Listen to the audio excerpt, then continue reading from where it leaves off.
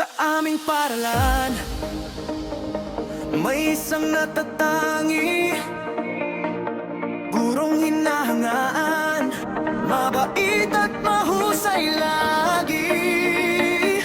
Sa mata'y eksperto, talino'y kahanga-hanga. Kapag siya'y natuturo, lahat ay natututo talaga.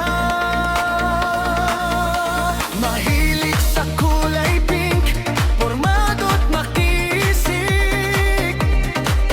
Fashionista kung manamit, laging napapalingon ang paligid. Minsan ay seryoso, minsan ay nagagalit, ngunit ang puso niya'y puno na ng higit. Mapagbigay at mapagmahal, laging handang tumulong saan man dalhin ang panahon. Isang warang guro, inspirasyon ng lahat, paggalang at paghanga ang sa kaniya'y nararapat.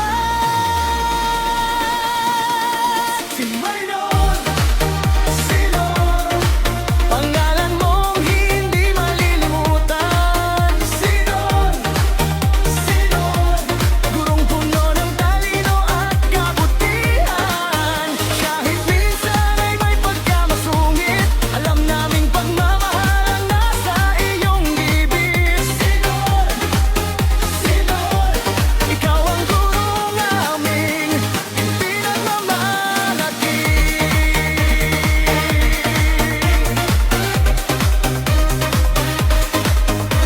Sa bawat problemang mahirap lutasin, si Sir Sinon ang laging sasagip sa amin. Mga manubero't formula'y parang simpleng laro, dahil sa galing niya naututo ang bawat tao.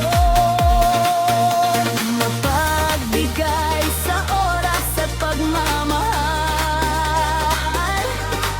sa estudyantey laging maaasahan.